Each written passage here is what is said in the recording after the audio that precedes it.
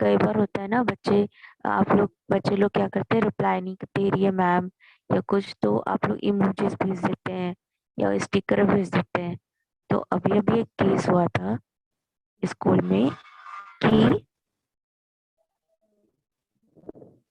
चलिए क्लास लेते हैं, साहस के पैर। तो आप लोग अपने समय कोई भी स्टिकर नहीं रखेंगे।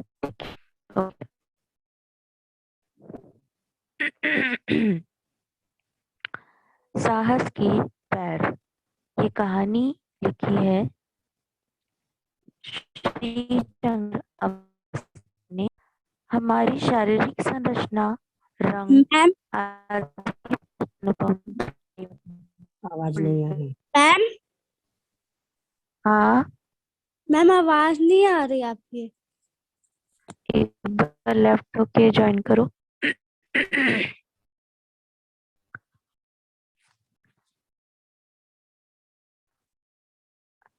सबको आ रही है?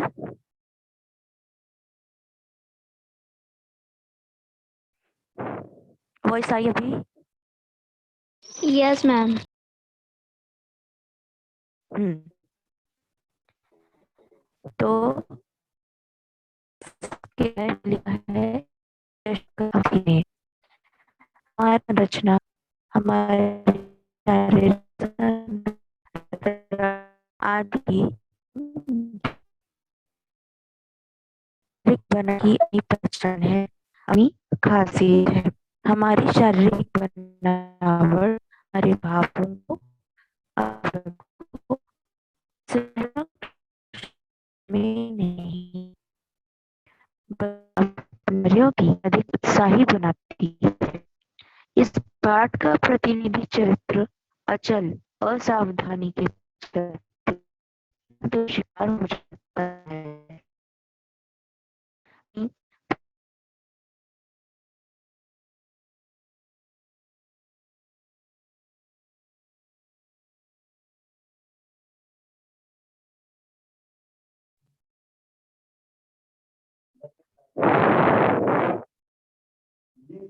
मेरी वॉइस आ रही है सबको?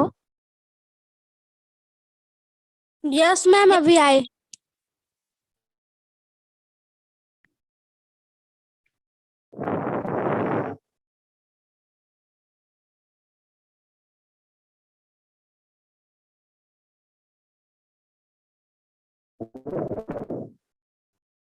हम्म।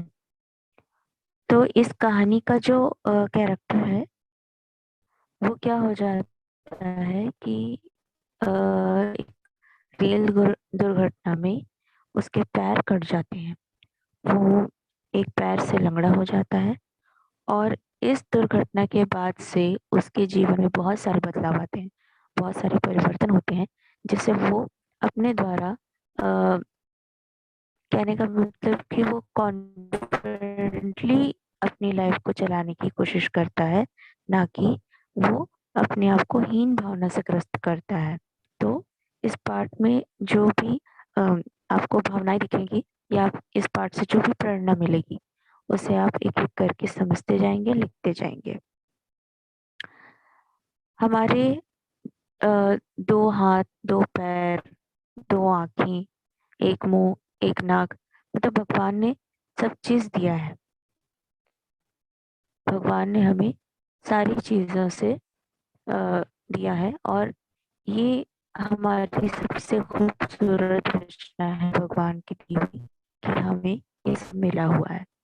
अगर हम इसे सहेज कर नहीं रखते हैं, हम इसे केयरफुली नहीं चलाते हैं, जैसे कि अ, आप क्या करते हैं कि आप कभी भी खाना खा रहे हो, कभी सो रहे हो, कभी भी पढ़ रहे हो, इससे क्या है, आपकी डेली रूटीन अच्छी नहीं रहेगी। तो आपको कंटिन्यू एक ऐसा आइटम खाना है, डेली रूटीन रखना है जिससे बॉडी सही रहे। और बॉडी को सही रखने के लिए हमें फिट एंड फाइन डाइट करना चाहिए। ये एक नॉर्मल चीज़ है, पर कई बार हमें एक काम करते हैं, कहीं भी केयरफुली नहीं रहते हैं, कभी भी क्रॉस करना है, सड़क क्रॉस करना है या कहीं भी जाना है तो हम दौड़ते हुए सड़क को क्रॉस करते हैं, तो ये गलत चीज है। आप लोगों की एज है कि आप लोग पहले दाएं देखेंगे, फिर बाएं देखेंगे, फिर सड़क को क्रॉस करेंगे। इस कहानी का एक ये चीज इसमें जो बच्चा है वो केयरफुली काम नहीं कर पाता और फिर वो अपने पैरों केयरफुली काम नहीं कर पाता और फिर वो रेलगाड़ी से अपने पैरों को गवा बैठता है। मेरी वॉइस आ रही है अभी?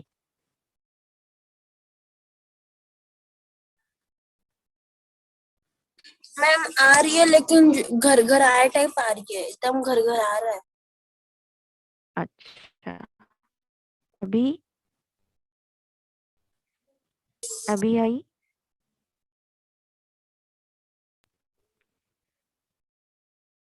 अभी नो मैम। अभी ठीक से नहीं आ रही है?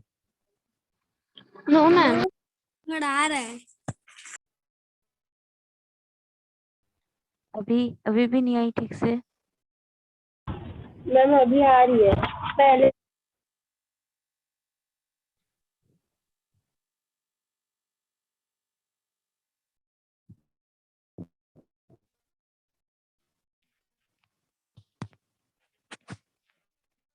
आई? अभी आई क्लियर सबको? No ma'am. अभी भी नो नहीं आ मैम। रही है?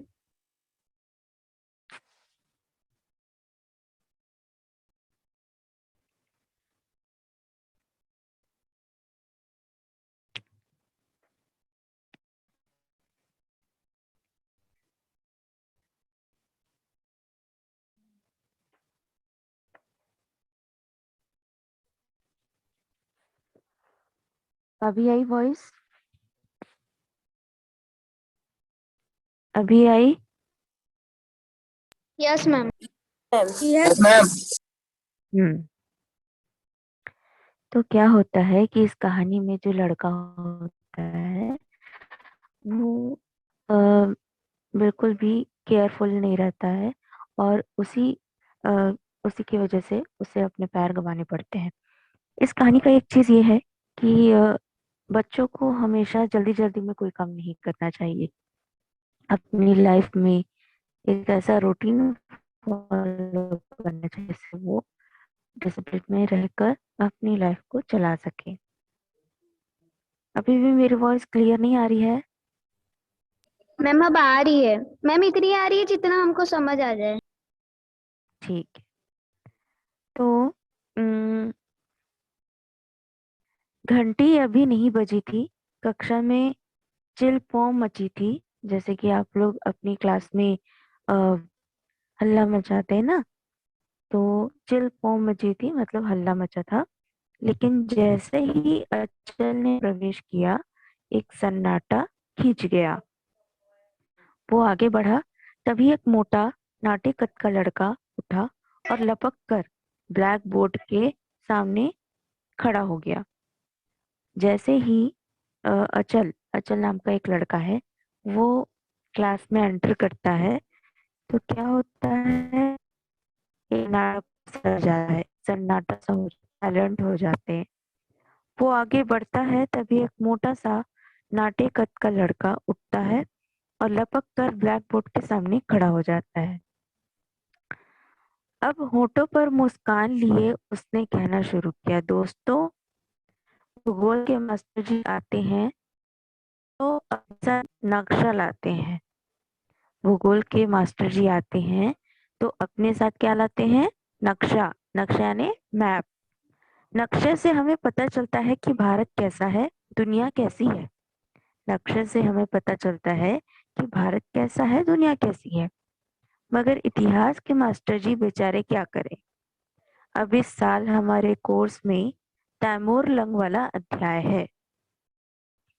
इस साल हमारे कोर्स में तैमूर लंग वाला अध्याय है। मेरी वॉइस आ रही है क्लियर?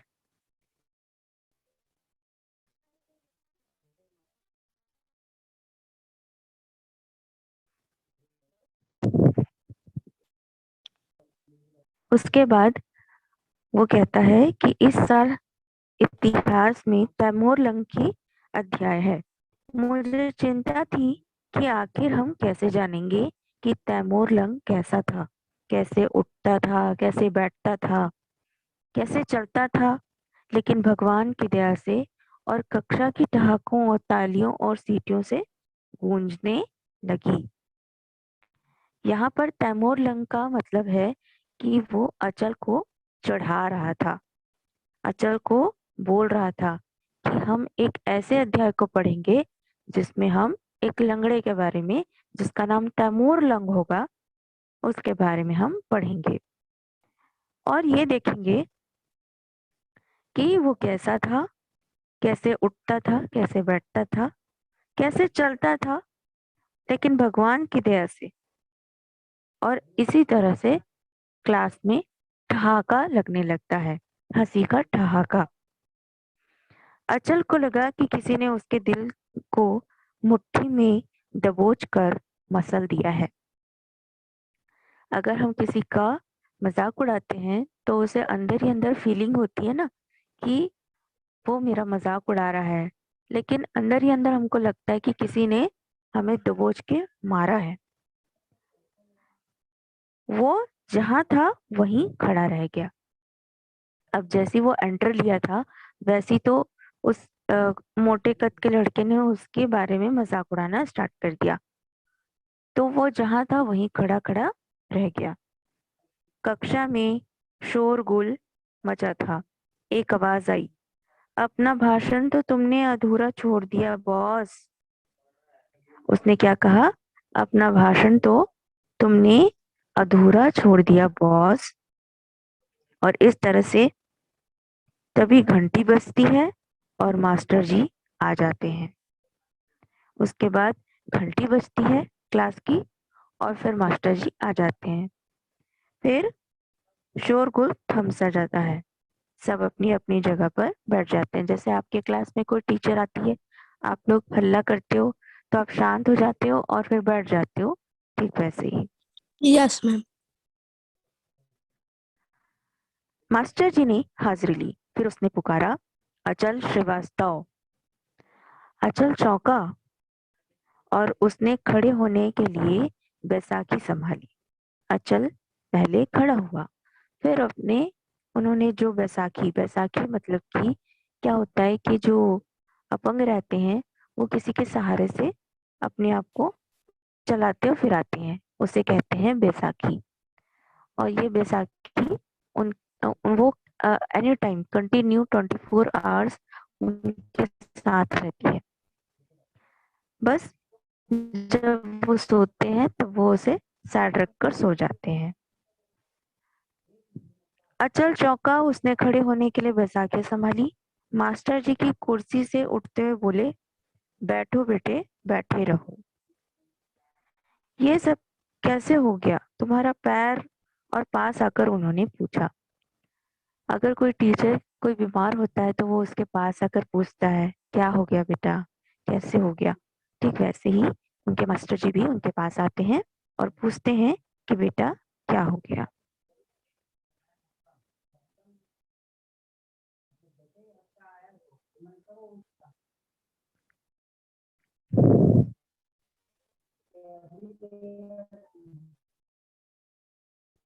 अब क्या होता है कि अचल बैसाखियों के सारे खड़ा तो हो जाता है। उसने जवाब देने की कोशिश की, लेकिन गले में जैसे कुछ अटक सा गया हो और आंखें भर आई। कई बार होता है ना, हम इमोशनल हो जाते हैं अगर हमको कुछ बीमारी यस हुई मैम। है और कुछ प्रॉब्लम है, तो कोई भी अगर हमारे बारे में पूछता है क्या हो गया बेटा, तो हम इमोशनल हो जाते हैं। तो वैसे ही अचल भी इमोशनली खड़ा होकर अटक सा जाता है, मतलब उसकी गले में आवाज अटक जाती है और आंखें भर आती है। ओ खैर छोड़ो बेटा इस बात को। मास्टर जी द्रवित होते हैं, मतलब कि मास्टर जी समझ जाते हैं कि लड़का जो है रोने वाला है, तो वो छोड़ो छोड़ो इस बात को, और फिर वो बात को छोड़ देते हैं। उन्होंने अचल की पीठ थपथपाई और वापस अपनी जगह पर आकर बोले, देखो तुम लोगों का एक नया दोस्त कितने बड़े दुर्भाग्य का शिकार हो जाता है। अच्छा हो कि तुम लोग इसके साथ सहानुभूति रखो।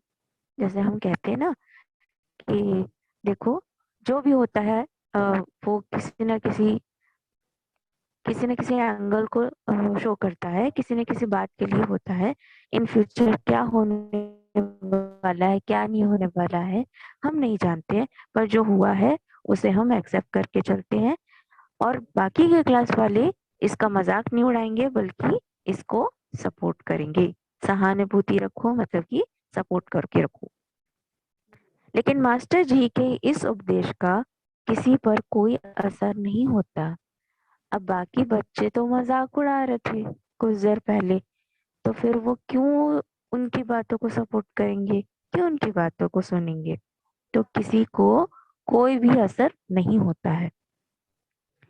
पीरियड खत्म होने पर जो ही मास्टर जी कक्षा से निकले, धमा चौकड़ी फिर से शुरू।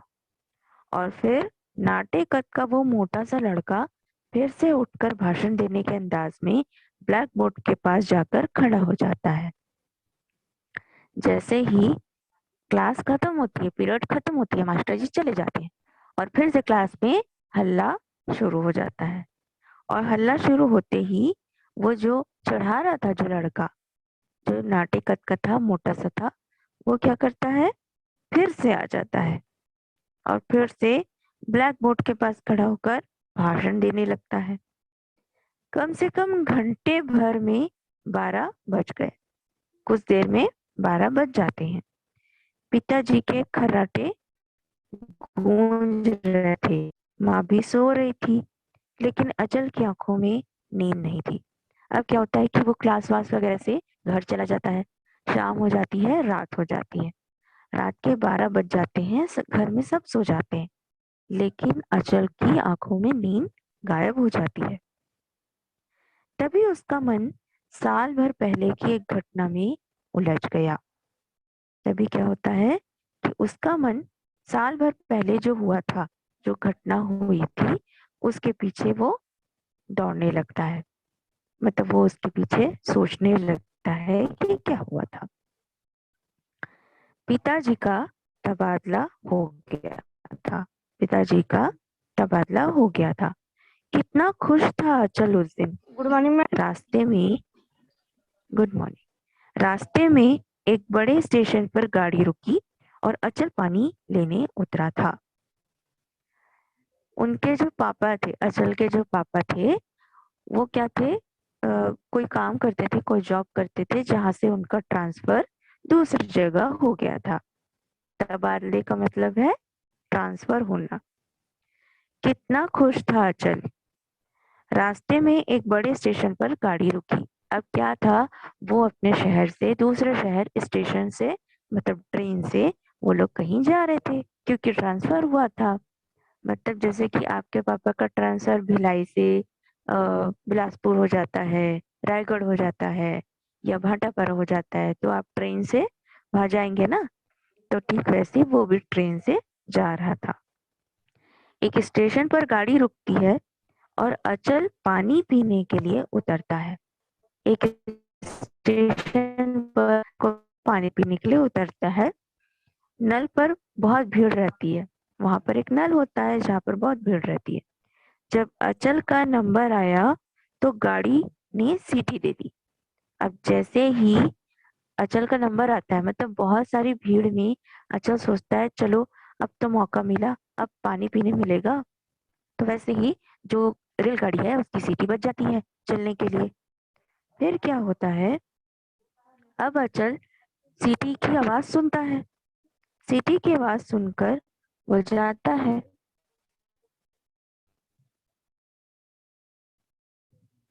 सीटी की आवाज सुनकर वो बाहर जाता है। फिर क्या होता है, पिताजी घबराकर चिल्लाते हैं, रहने दो अचल, अगले स्टेशन पर ले लेंगे।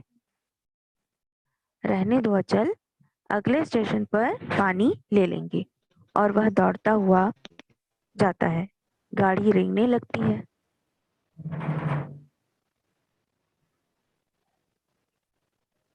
और वो दौड़ता है, तभी गाड़ी रेंगने लगती है। दौड़ता रहता है, घबराहट में उसका हाथ डिब्बे के हैंडल पर जमा नहीं पड़ता है, और फिर हाथ और पैर दोनों फिसल जाते हैं, और इसकी वजह से स्टेशन पर कोहराम समझ जाता है। देखो, अब गाड़ी चल रही है और इनके पिताजी चिल्ला रहे हैं, रहने दो बेटा, हम अगले स्टेशन पर पानी पी लेंगे। तो वो दौड़ता है, तभी उसके हाथ जो है, स्टेशन का जो दीवार होता है, स्टेशन का जो रॉड होता है ना, उसको पकड़ने के लिए करता है, लेकिन उसके हाथ और पैर दोनों फिसल जाते हैं। मतलब वो पकड़ने के लिए करता है, लेकिन वो पकड़ और पैर जो है फिसल जाता है। पैर फिसलने की वजह से उस पूरे स्टेशन पर कोहराम समझ जाता है। कोहराम का मतलब है हल्ला गुल्ला मच जाता है कि देखो वो लड़का गिर गया, अरे बचाओ उसे, बचाओ बचाओ, ऐसा। उसके बाद क्या हुआ, किसी को कुछ भी याद नहीं, अचल को कुछ भी याद नहीं रहता। जब होश में आता है तो अस्पताल के बेड पर वो पड़ा रहता है। सिरहाने में माँ बैठी रहती है, जो कि फूट फूट कर रोने लगती है और सिसक सिसक कर रोती है। पिताजी गुमसुम खड़े रहते हैं। फिर वो कुछ समझ नहीं पाता है, और फिर जब उसे पता चलता है कि वो एक पैर गंवा चुका है, तो वो तड़प उठता है। सारा अस्पताल उसके चक्कर खाता सा लगाता है। जब तक वो बेहोश रहता है उसे कुछ पता नहीं चलता, लेकिन जब उसे पता चलता है, उसे होश आ जाता है अस्पताल में, तो उसे मालूम चलता है कि उस कारण से, उसकी हड़बड़ी से उसने अपने पैर को गंवा दिया है, और इसके वजह से उसकी मम्मी रोने लगती है, उसके पापा गुमसुम से चुपचाप बैठे रहते हैं। फिर क्या होता है, ये देखकर वो सोच नहीं पाता, समझ नहीं पाता, वो तड़प जाता है कि ये क्या हो गया। अगर भगवान न करे किसी के साथ ऐसा घटना होता है, तो फिर उसकी पूरी लाइफ, पूरी एक जर्नी खत्म हो जाती है। वो अंदर ही अंदर टूट जाता है। सारा अस्पताल उसके चक्कर खाता सा लगता है। और फिर एक दिन ऐसा भी आता है जब अचल बैसाखियों के सहारे चलता हुआ नए स्कूल में प्रवेश करता है। वो अब तक पुराने स्कूल अभी तक वो जिस पुराने शहर में पढ़ रहा होता है, और तबादले के बाद वो नया स्कूल में पढ़ता है। पिताजी भी साथ जाते हैं। कितनी ही आंखें उस पर गड़ गई थी। लड़के उसे इस तरह से देखने लगे थे जैसे कि कोई जानवर, नया जानवर आया हो। गुस्से और मजबूरी से कांप उठा था वो। और अब उस कल अब और अब कल उसे फिर से स्कूल जाना था। वह फिर तीर जैसी फप्तियां, जहरीले ठहाके झेलने थे। रोज रोज उसे कोई ना कोई ताना देता, उसके ऊपर हंसता, उसका मजाक उड़ाता, कोई उसे कुछ भी कहकर बुलाता।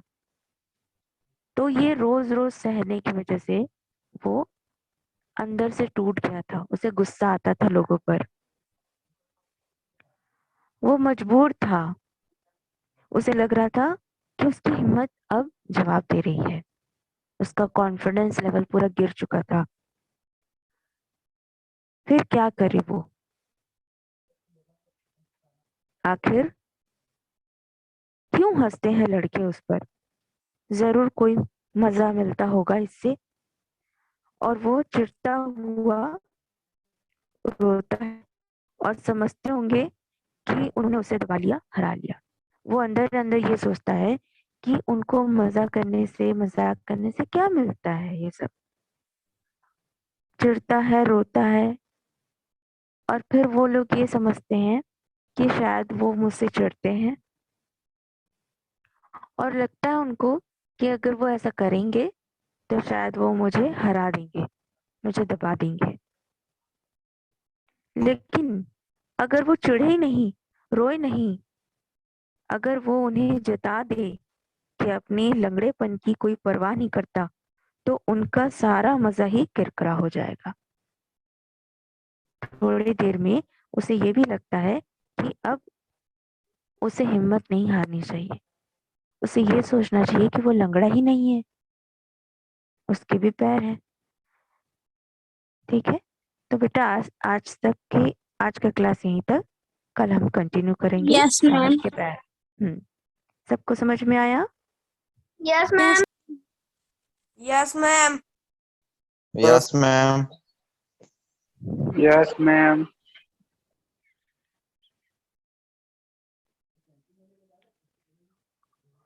ओके, चलिए लीव कीजिए क्लास। Okay ma'am.